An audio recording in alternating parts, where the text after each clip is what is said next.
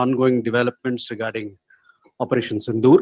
We also have with us Colonel Sophia Qureshi and Wing Commander Vyomika Singh for this briefing. With that, I hand over the floor to Foreign Secretary. Sir. Thank you, Ranveer. Good evening. Thank you all for joining for this briefing. You would have perhaps seen some information related to developments since late last night, early this morning, which has been put out by the Ministry of Defense. Just in case it has been missed, I will request Colonel Sophia Qureshi and Wing Commander Vyomika Singh to just update you and fill you in on the details. Thank you, sir. Operation Sindoor पर 7 मई 2025 को हुई press conference के दौरान भारत ने अपनी प्रतिक्रिया को केंद्रित, संतुलित और गैर उत्तेजक बताया था। यह विशेष रूप से स्पष्ट किया गया था कि पाकिस्तानी सैन्य ठिकानों को निशाना नहीं बनाया गया। साथ ही दोहराया गया कि भारत में किसी भी सैन्य लक्ष्य पर हमले का उचित जवाब दिया जाएगा। 7 से 8 मई 2025 की रात को पाकिस्तान ने उत्तरी और पश्चिमी भारत में स्थित कई सैन्य ठिकानों को, जैसे कि अवंतीपुरा, श्रीनगर, जम्मू, पठानकोट, अमृतसर, कपूरथला, जालंधर, लुधियाना, आदमपुर, भटिंडा, चंडीगढ़, नाल, फलौदी, उत्तरलाई और भुज पर ड्रोन और मिसाइलों से हमला करने का प्रयास किया। इन हमलों को इंटीग्रेटेड काउंटर यूएस ग्रिड और वायु रक्षा प्रणालियों द्वारा निष्क्रिय कर दिया गया। इन हमलों का मलबा कई स्थानों से बरामद हुआ, जो कि पाकिस्तानी हमलों का प्रमाण है। On the night of 7th May 2025, Pakistan attempted to engage a number of military targets in northern and western India using drones and missiles. These places included Avantipura, Srinagar, Jammu, Pathankot, Amritsar, Kapurthala, Nal, Jalandhar, Ludhiana, Adampur, Bhatinda, Chandigarh, Falodi, Uttarlai, and Bhuj. These were neutralized by the integrated counter unmanned aerial system and other air defense systems. The debris of these attacks is now being recovered from a number of locations that prove the Pakistani attacks.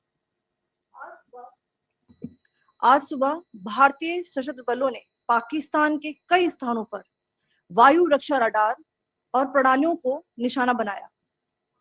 Bharat की प्रतिक्रिया समान क्षेत्र में समान तीव्रता के साथ की गई। यह विश्वसनीय रूप से ज्ञात हुआ कि लाहौर में स्थित एक वायु रक्षा प्रणाली को निष्क्रिय कर दिया गया। Today morning, Indian Armed Forces targeted air defense radars and systems at a number of locations in Pakistan. Indian response has been in the same domain with the same intensity as Pakistan.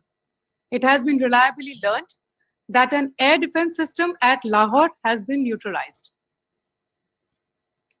Pakistan ने नियंत्रण रेखा पर आकरण गोलीबारी की तीव्रता बढ़ा दी है, जिसमें कुपवाड़ा, बारामूला, उरी, पुंछ, मेंढर और राजौरी क्षेत्रों में मोर्टार और भारी तोपखाने का इस्तेमाल किया जा रहा है। Pakistan has increased the intensity of its unprovoked firing across the line of control using mortar and heavy calibre artilleries in areas in Kupwara, Baramulla, Uri, Poonch, Mendhar and Rajouri sectors in Jammu and Kashmir. 16 innocent lives have been lost, including 3 women and 5 children, due to the Pakistani firing. Here too, India was compelled to respond to bring mortar and artillery fire from Pakistan to a halt. Indian Armed Forces reiterate their commitment to non-escalation, provided it is respected by the Pakistan military. Jai Hind.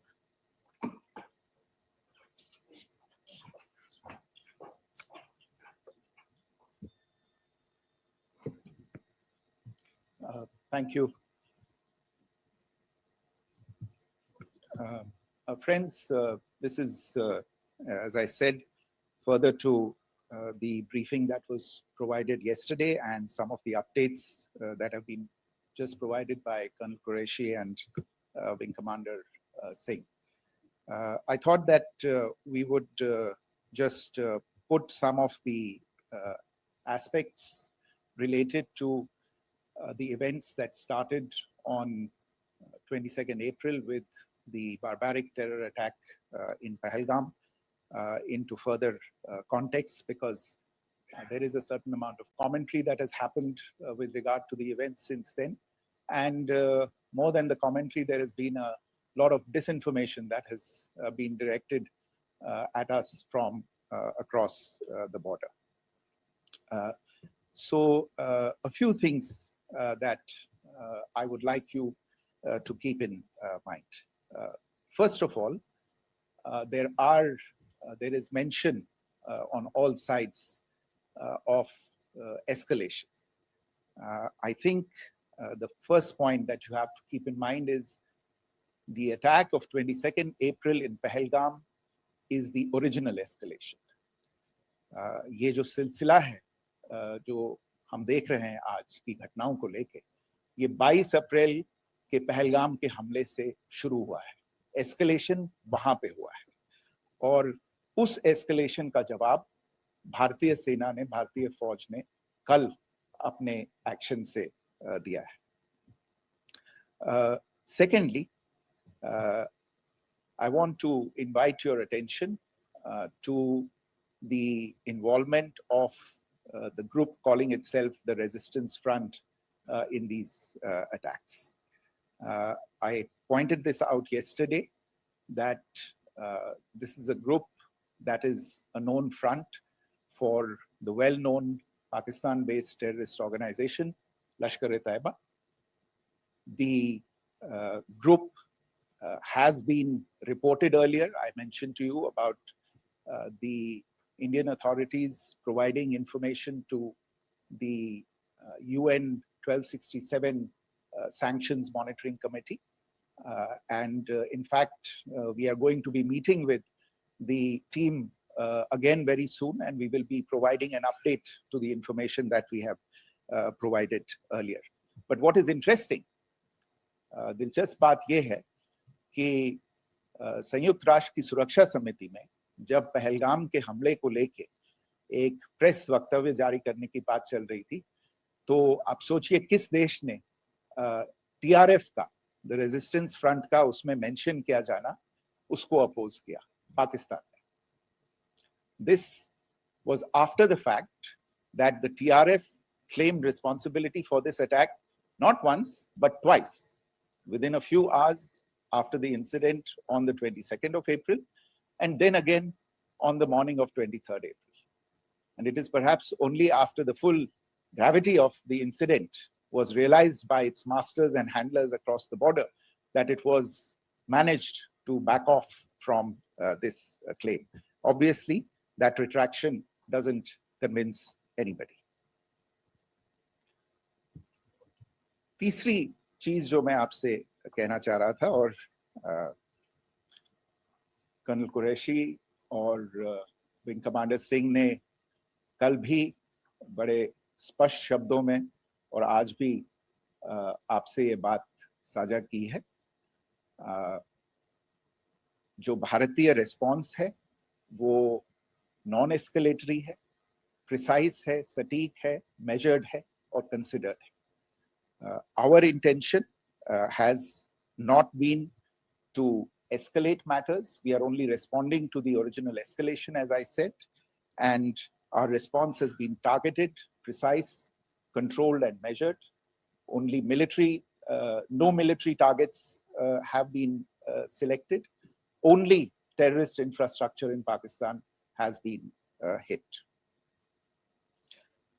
Now, there are, as I said, a number of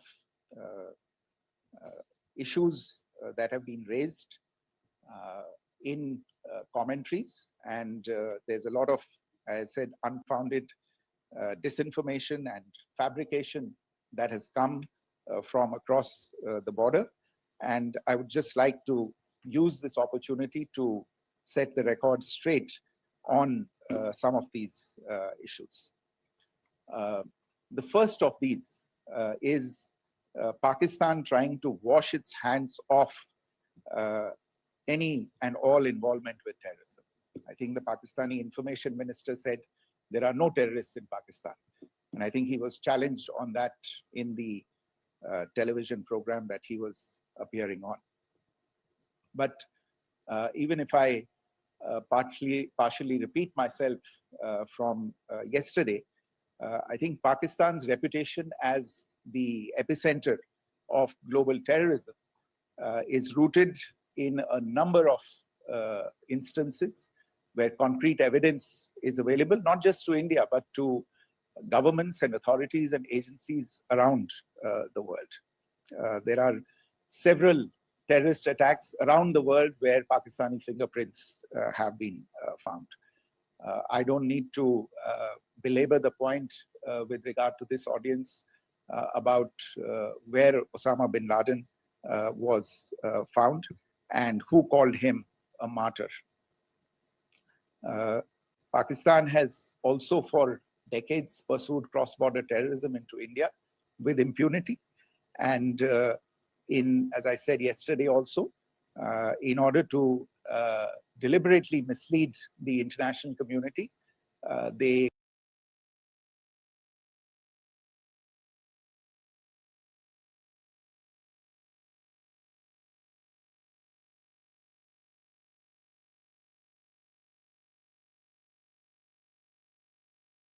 claimed that the terrorist Sajid Mir was dead.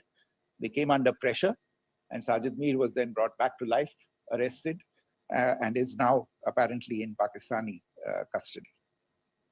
Pakistan is also home to a very large number of UN proscribed as well as UN proscribed terrorists, as well as terrorists proscribed by a number of other governments in the world, including, of course, the Lashkar-e-Taiba and the Jaish-e-Mohammed, as well as their leaders, Masood Azhar and Hafiz Mohammed Saeed. आपने देखा होगा हाल ही में पिछले ही कुछ दिनों में पाकिस्तान के रक्षा मंत्री और उनके पूर्व विदेश मंत्री दोनों ने इस बात को माना है कि पाकिस्तान का ऐसे ग्रुप्स के साथ जो रिश्ता है वो क्या रहा है. Both the defense minister and the former foreign minister of Pakistan, I think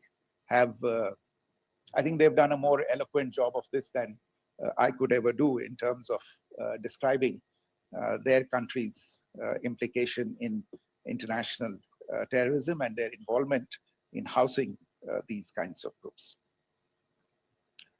दूसरा जो विषय है वो है पाकिस्तान का जो एक दावा है कि एक इंटरनेशनल impartial investigation होना चाहिए, एक joint investigative committee होनी चाहिए. These calls for jointly investigating this heinous and barbaric attack in Pahalgam. Again, I think you know the history well on this. You know the track record well, and it is not a bright track record insofar as Pakistan is concerned. In fact, in the pursuit of justice for the victims of multiple terrorist attacks, whether it be Mumbai in 2008, in Pathankot in 2016, or many others. But in particular for these two attacks, India had offered to cooperate. India provided forensic evidence and urged Pakistan to bring the perpetrators of these attacks to justice. We, in particular with regard to the Mumbai attacks of 2008, where a Pakistani Lashkar-e-Taiba terrorist was captured alive, India provided extensive information and evidence related to the involvement of Pakistani terrorists in this attack. Cases were registered, but you are all aware that these cases have not progressed, despite the formation of judicial teams, etc. And Pakistan has consistently stonewalled all efforts to move the investigation along. In fact, with regard to the Pathankot attack as well, a joint investigative team was formed. We gave access, unprecedented access, I should say, to Pakistani team to the site of the attack. Details of call records data and DNA, etc., were shared with Pakistan. We had shared with them details related that we had been able to access to the addresses of terrorists. We presented evidence against the office bearers of Jaish-e-Mohammed who had conspired in the attack, and the handlers of the terrorists who facilitated them and guided them in. But there has been no movement on this. So in all of this, I think the experience has not been positive, and it certainly doesn't give us the confidence now to take at face value Pakistani assertions of wishing to participate in a joint investigation. These are just delaying tactics. These are just stonewalling tactics. And in fact, there is reason to believe that Pakistan uses the evidence that we provide only to cover its tracks and, in fact, defend the terrorists who we are looking for and obstruct the path of investigation. A third point that I wanted to address was the claim that only civilians were killed in the strikes on the 7th of May. We have made the point very clearly that all attacks on the morning of 7th May were against carefully selected terrorist infrastructure, terrorist targets. It is not clear to us, in fact, seeing some of the coverage of the after effects of these strikes, including the funerals for the terrorists that are held yesterday. I think a lot of you have seen the reports and the coverage on media. If only civilians, if any civilians were killed in these attacks, I wonder what message this picture actually sends to all of you. This is a question that is worth asking. It's also odd that the funerals of civilians are carried out with the coffins being draped in Pakistani flags and state honors being accorded. As far as we are concerned, the individuals eliminated at these facilities were terrorists. Giving terrorist state funerals may be a practice in Pakistan. Doesn't seem to make much sense to us. Pakistan has also claimed that India deliberately attacked religious sites. This is completely false again. I have made it clear that the targets were terrorist infrastructure, terrorist facilities, and locations connected clearly with incidents of cross-border terrorism into India. And it is in fact Pakistan that is misusing religious sites as a cover to in fact radicalize, direct, and indoctrinate and train terrorists. In fact, contrary to what Pakistan is claiming, yesterday Pakistan launched a targeted attack on the Sikh community in the state of Jammu and Kashmir, hitting Gurdwara in Poonch and the homes of Sikh community members, which came under attack. And we know that at least 3 individuals were killed in that particular attack. Pakistan is also making attempts to, in fact, just to add to this point, the retaliatory action that Pakistan has taken, in fact, is impacting civilians. I showed you the picture of the Gurdwara and the Sikh community members who were killed in this. There are other civilians also who've been killed and injured in these attacks. In fact, since yesterday morning, a total of 16 civilians have been killed and 59 others have been injured in the attacks by Pakistan.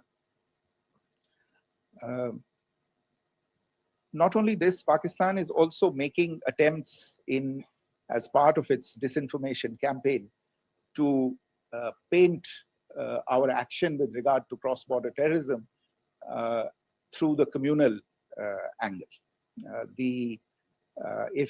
If that is the issue, then I think I can do no better than to cite or point you in the direction of the Pakistan Army Chief's speech of 16 April 2025. I think that is the last word in communal rhetoric. And in the Pahalgam attack itself, you are aware of the kind of religious profiling that was done there. And perhaps there is a linkage between these two events. I can only say that these nefarious designs will not be allowed to succeed in India. And it is to be noted that people from all faiths, all religions, all regions in India have unequivocally, not just in India, but around the world, have condemned these attacks. The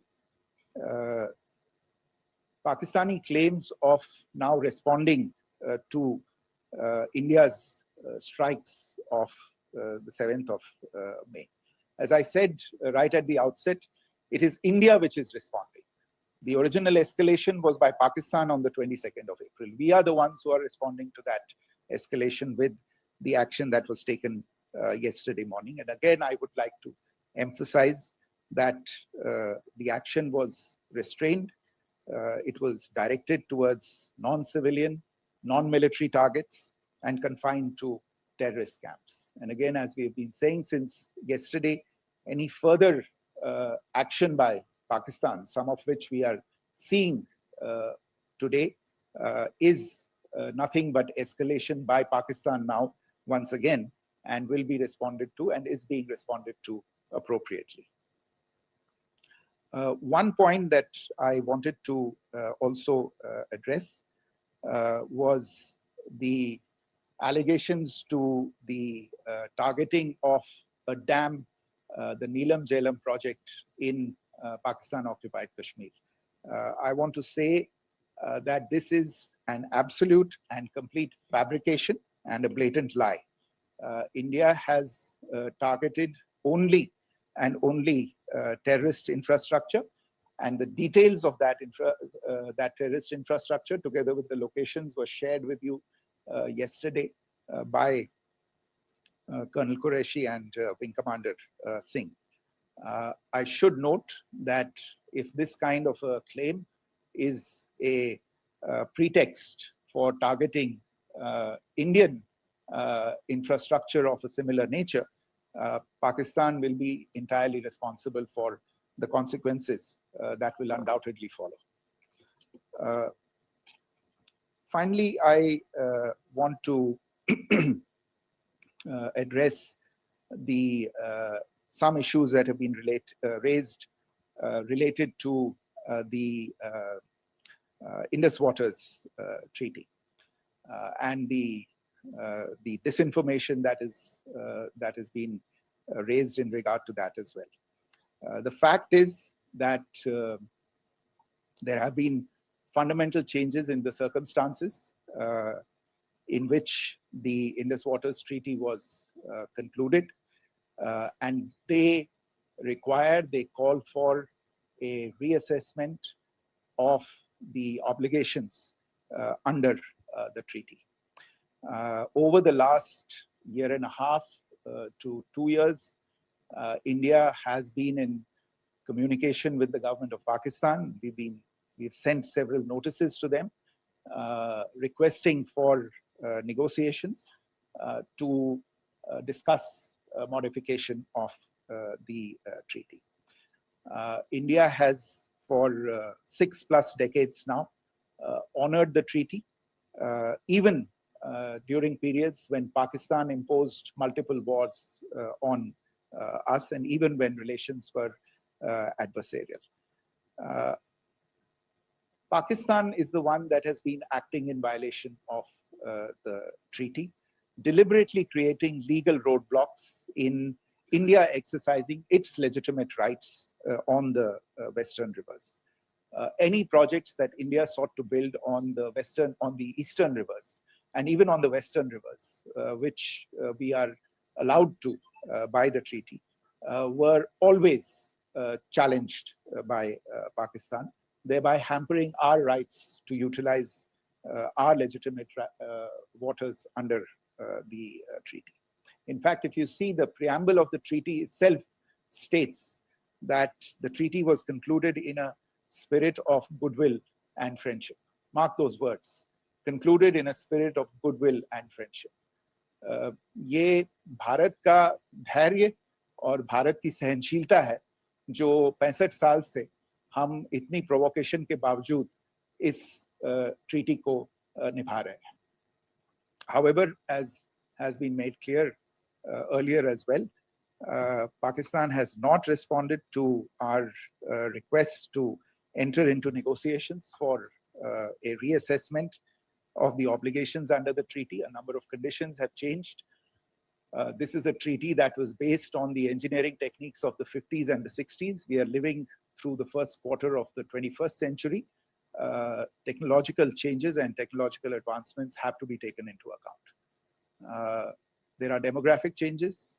There are climate changes that have taken place. There is the imperative of clean energy. And of course, the terrorism that Pakistan has wreaked in the state of Jammu and Kashmir itself has hampered India's ability to exercise its rights under the treaty. Pakistan's persistent refusal to respond to our requests to enter into government-to-government negotiations on the modification of the treaty is, in a sense, itself a violation of the treaty. And therefore, India has taken the step of putting the treaty in abeyance until Pakistan abjures irrevocably its support for cross-border terrorism. Maybe I'll stop there. I mentioned earlier yesterday as well that this is an evolving situation. I would therefore ask all of you to be considerate and restrained. It will not be possible for us or my colleagues from the armed forces to share operational details at this point in time. Beyond that, if you have any questions, may I have time for only a few, and I'll try to answer those questions.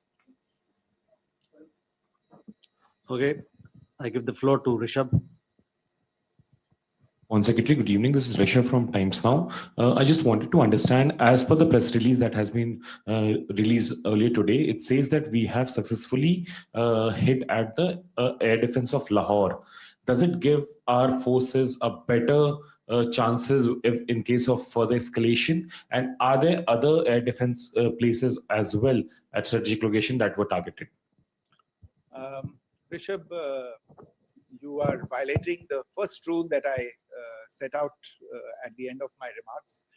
The press release that has been issued by the Ministry of Defense today speaks for itself. It is related to operational matters. It's been released by the Ministry of Defense. As more information becomes available, it will be released at the appropriate time. Once again, please don't go into operational details at this point in time because this is a constantly evolving situation. Yeah, go ahead.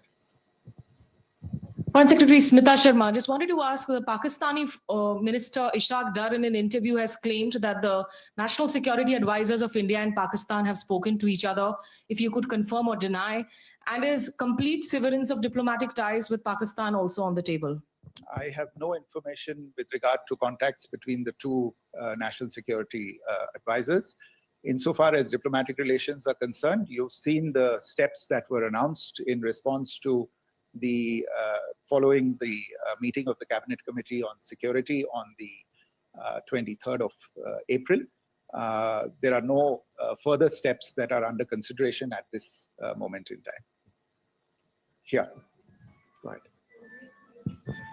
Foreign secretary, मेरा नाम मनीष है, मैं TV9 Bharatvarsh से हूं और आपने खुद ही बताया कि कितना मिस इन्फॉर्मेशन क्रॉस बॉर्डर से आ रहा है, बल्कि ऐसा लग रहा है जैसे पाकिस्तान के प्राइम मिनिस्टर और डिफेंस मिनिस्टर तक भी प्रोपेगेंडा करने में मिस इन्फॉर्मेशन में आ गए हैं। वो कई बार तो ये तक दावा करते हैं कि हम 3 राफेल हमने गिरा दिया, इतने हमने मिग गिरा दिए, और जब उनसे पूछा जाता है तो वो कहते हैं कि सोशल मीडिया में हमने ये सब चीजें देखी थी।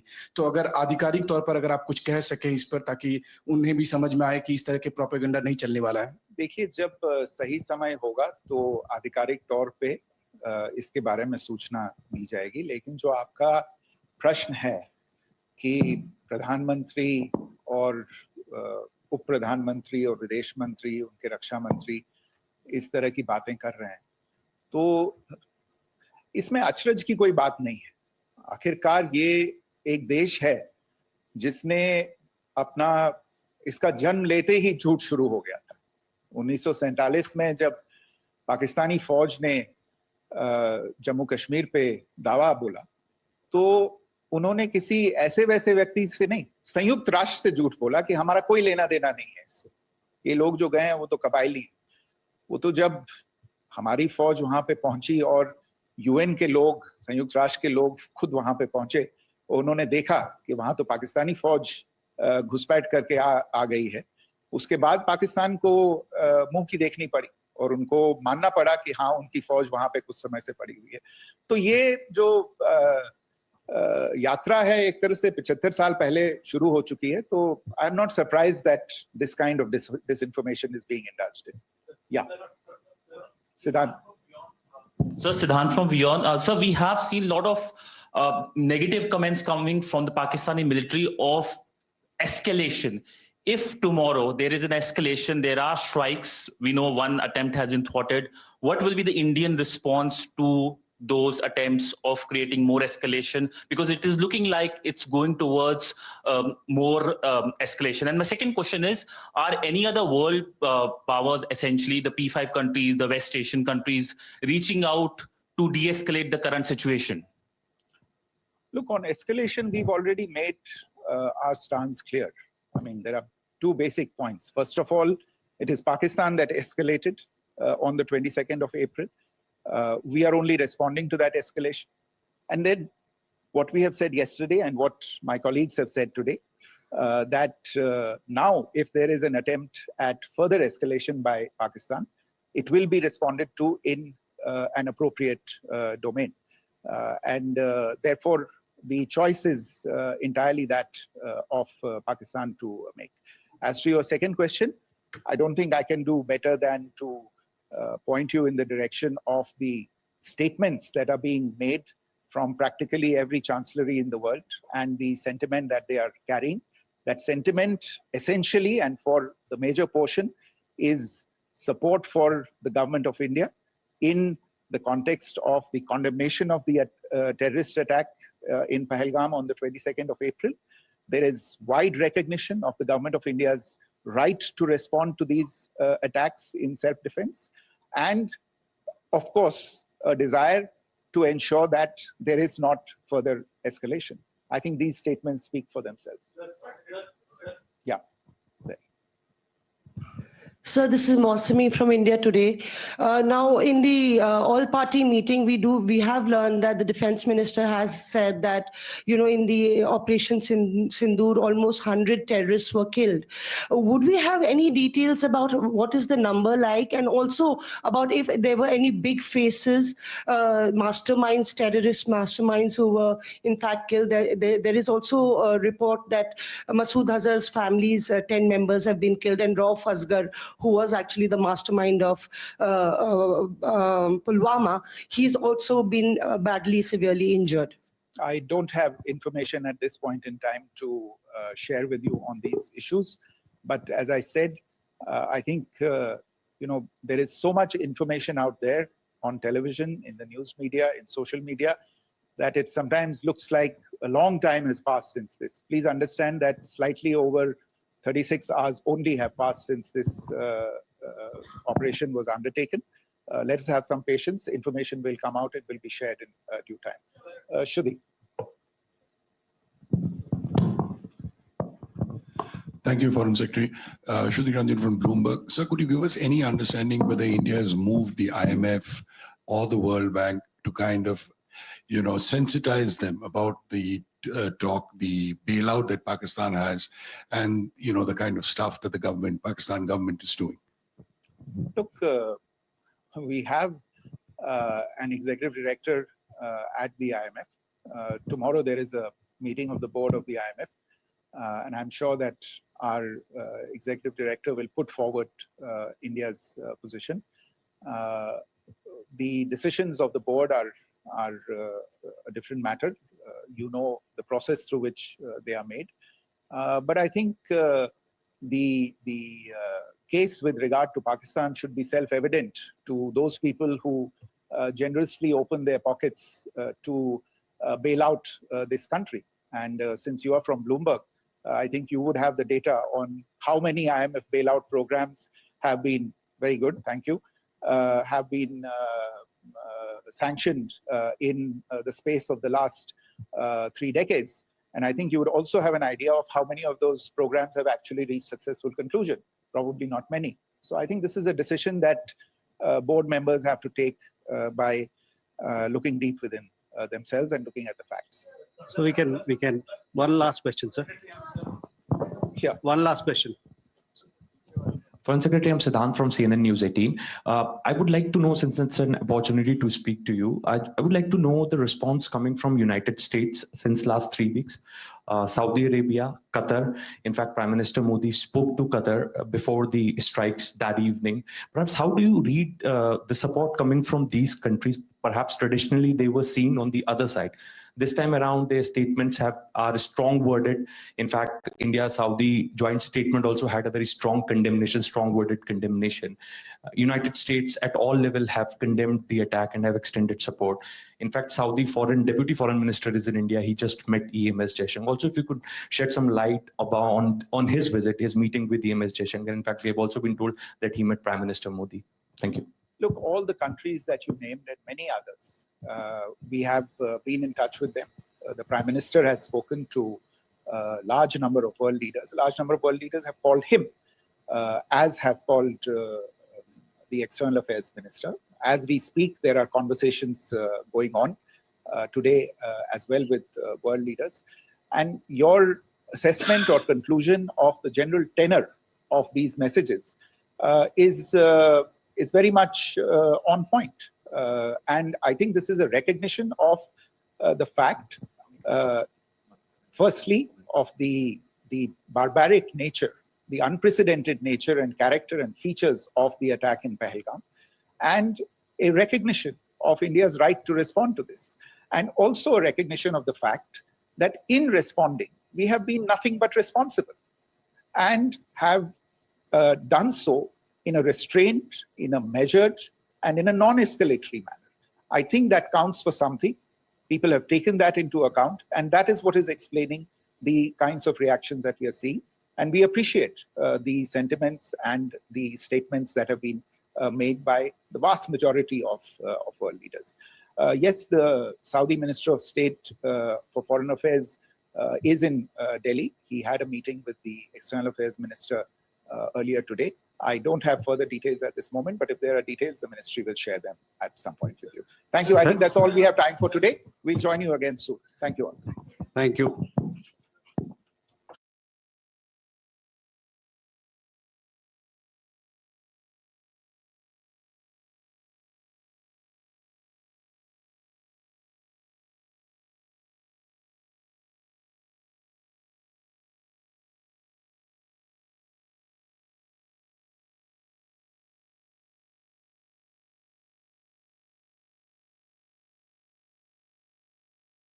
My ministerial colleague, Shri Jain Chaudhary ji, Ashish Dhawan ji, Manish Sabharwal ji, Excellencies, ladies and gentlemen, I'm delighted to join you all this morning for the launch of the Gati Foundation. I wish this initiative all the best as it seeks to promote and facilitate global access to talent from India. As you would all note, the two key words here are talent and global. And in many ways, bringing them together has been the responsibility of the Ministry of External Affairs. For reasons that I will dwell upon, it will be even more so in the times to come. Let us start with talent. At our current stage of development, there are two realities that stand out. One, that in the past, we have not developed and therefore not leveraged our human resources to the extent we could and should have. And the other, that it is not feasible for India to develop rapidly by emulating the pathway of other successful Asian economies that preceded it in the last few decades. The drivers of our growth are different, as is indeed the landscape, and I would argue the strategy. It is this awareness that has contributed, amongst others, to the government's approach towards a Viksit Bharat.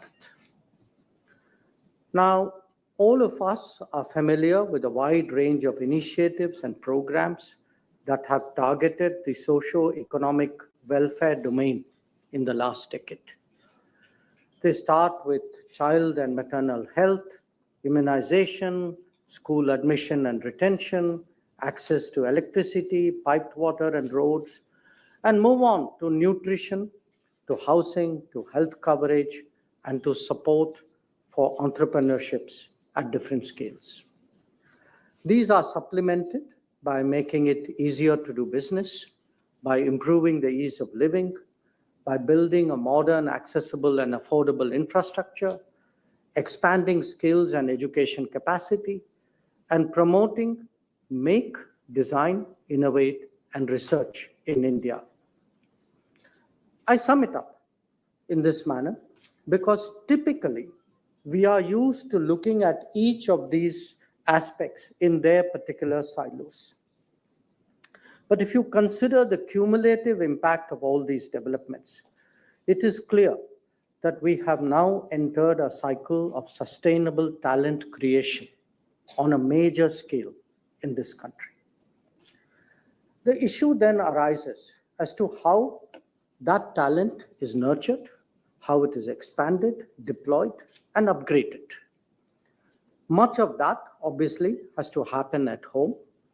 And this has its own debates and discussions, including how best we accelerate manufacturing, whether technology can be generated without deepening our industrial culture, the optimization of agriculture and food processing, the support for self-employment, startups and innovation, and not least, the vistas opened up by our digital and AI future.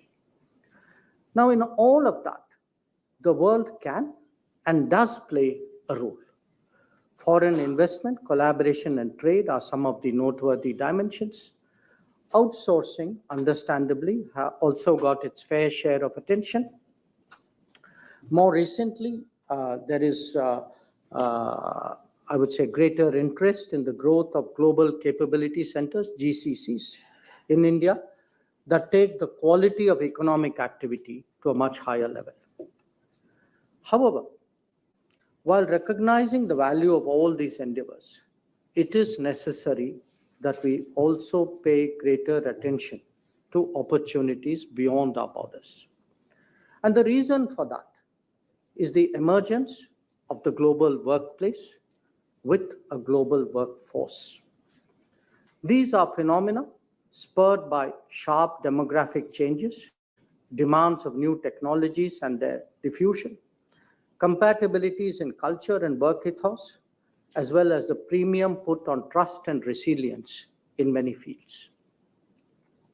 Each of these are an outcome of a particular trend in world affairs, whether it is social habits accompanying development, the impact and deployment of creative products and services, sharper strategic competition among major powers, or the insecurities from the COVID experience. Now, we are gathered here, all of us, to explore the opportunities for Indian talent in such a scenario. And I truly believe that these are significant enough to warrant greater attention and effort from all of us. There are currently roughly about 34 million Indians and PIOs living and working abroad. About half of them, again, that's a very approximate figure, half of them are our citizens. Perhaps a third are located in the Gulf, and the rest of them are spread across other geographies, mostly developed economies. However, given the trends that I spoke about, the possibility of expanding that even in the near term is very serious. Bear in mind that we Indians have also developed by now a strong history of employment exploration abroad. Obviously, we're not unique in this regard, but nevertheless, we are unusual in that this has been sustained over several generations to differing regions at various levels of skills. As a result, there is the techie, the entrepreneur, and the professional in the United States, the blue collar and the service provider in the Gulf, the self-employed and the agri sector in Europe and North America, as well as the scientists and researchers in so many other countries. Moreover, many global professions like seafaring, airlines, and the hospitality sector have already tapped into our human resources pool in a significant level. That there are so many students abroad is also a factor, as they often transition into jobs. Economies like Australia or Germany have seen a significant increase of working Indians in the last few years. Through migration and mobility partnerships, as well as specialized skilled workers agreements with 22 nations, we have created a pathway as well as a brand. Now, let me emphasize that these are not hypothetical possibilities or even prospects that are somewhere on the horizon. The need for talent abroad is a situation that is actually upon us today. Let me give you some concrete examples. Only yesterday, and the Japanese ambassador is sitting here before me, the Speaker of Japan was here to advocate an action plan that would create a concrete and predictable flow of Indian skills to his country. It would help take forward the SSW, the Specialized Skilled Workers Agreement, that we had concluded a few years ago. Let me give you another. Israel, as an example, where there is already a flow of workers in different domains. Mauritius has a similar demand and has concluded an understanding with us. Malaysia has opened up many more sectors to Indian skills, especially construction. We have been traditionally a source country for Singapore, and their requirement will upgrade even as their economy does. The German Chancellor was here last October, and he spoke of increasing the employment visas for Indians by 4x. My counterparts in Italy, and again I note the ambassador here before me, in Italy, in Spain, in Austria, and Greece, have all shown appetite to tap into our human resources pool as urgently and effectively as possible. This, I emphasize, is just the tip of the iceberg, and we must prepare for what is below the waterline. My short point is that there is a demand in the world, an availability in India, and the basic groundwork done to enable Indian talent to gain global access is there. Now, how well they do that and what will be the scale, I think that is up to us. Having just come from the Waves gathering in Mumbai, where the orange economy of culture, creativity, and identity was explored, I am tempted to continue this presentation with a further metaphor of colors. So let me start with the green and the brown economies, with their associated infrastructure as a good place to begin. They will clearly coexist for some time to come, but each will become smarter and infuse newer technologies. They will require a wide spectrum of talent that will grow both in size and complexity. We have already witnessed in the Gulf increasing demand for such human resources. I should add, by the way of example, that today, if one looks as to where Indian nationals live and work, the two largest economies are not the US and UK as people typically think. They're actually UAE and Saudi Arabia. That there is an infrastructure surge in India adds to the experience and capabilities of our corporates and of our personnel. In some sectors like renewable energy, water or power transmission, our people are already securing openings by their track record at home. This applies to the managerial as well as the working levels. At a time when our engineering and vocational training institutions are growing rapidly, the ability to address this market has actually improved. But again, it is the connect to the employment space through networking and customizing the workforce, which is the challenge that must be addressed. So let me now move to the white and silver economies. And they are experiencing an even more acute shortage of trained personnel. In many developed societies, health demands are rising even as the local talent pool is shrinking. Innovative practices and new technologies can only partially fill that gap. As our own medical and nursing schools expand, these possibilities can be more effectively exploited. Particularly in these sectors, there is a strong cultural and linguistic element for which we need to cater. There are then an assorted mix from the orange and the gold to the blue and the green that will clearly benefit from greater digitization. So too will other domains in an era of all-encompassing change. Such times will require not only new mindsets and frameworks, but also the accompanying mobility and interactions. We have already seen the semiconductor and emerging technology projects all over the world slow down because of inadequate availability of talent. Some countries have a history of addressing such situations. Others are now getting into that game. And what I do want to say is that similarly, global service sectors like shipping, airlines, and hospitality are today struggling with post-COVID challenges, including attitude towards work demands. So all of this today really opens up new opportunities for those more willing. There is naturally the issue of how we adjust to the demands of the global workplace to optimize benefits. Conceptually, it is vital that we promote legal mobility and strongly discourage, I would argue even prohibit, non-legal ones. The challenge of the black economy has to be faced from the viewpoint of the talent flow, our societal good, as well as of national security. Currently, mobility is largely regulated by the Immigration Act 1983, which was designed to address the demands of a particular geography in a certain era. However, times have changed and our vistas have expanded. We need to be more promotional and aware of new possibilities, even while taking care of the vulnerable.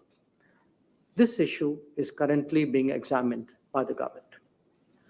It is natural that as more Indians travel abroad, that the expectations they have of their government are carried with them. The last decade has brought up numerous situations where evacuation operations had to be undertaken. But even as a routine exercise, our citizens legitimately expect, to be backed up in difficult situations. It may be a quick replacement of a lost passport, or the predicament of those who are not paid their wages or mistreated by their foreign employers. It can be cultural situations where the rights of Indians are not adequately respected. These baskets of issues have gained salience in our diplomatic endeavors, from establishing an effective grievance portal to creating a responsive fund for the needs of the vulnerable. We have sought to institutionalize and to routinize taking care of Indians abroad. It is only then that they will have the confidence to fully explore the global workplace. Friends, our government today has initiated a range of skills training, vocational education, and professional preparation efforts for the Indian workforce to be more productive in the contemporary era. However, the magnitude of opportunities before us are so large that it takes a whole of the nation approach to be fully realized. This is an effort in which the contribution of every stakeholder is valuable and welcomed. As we contemplate our engagement with the world, as India moves up to become the third largest economy, much of this will be people-centric. Our talents and our skills will not only be a resource we have to bring to the table, but will be very much part of our branding and of our reputation. A more interdependent and technology-driven world, with all its challenges and needs, will only put a greater premium on it. It is up to us to make the most of these times, and we look forward to working with you in that regard. I thank you for your attention.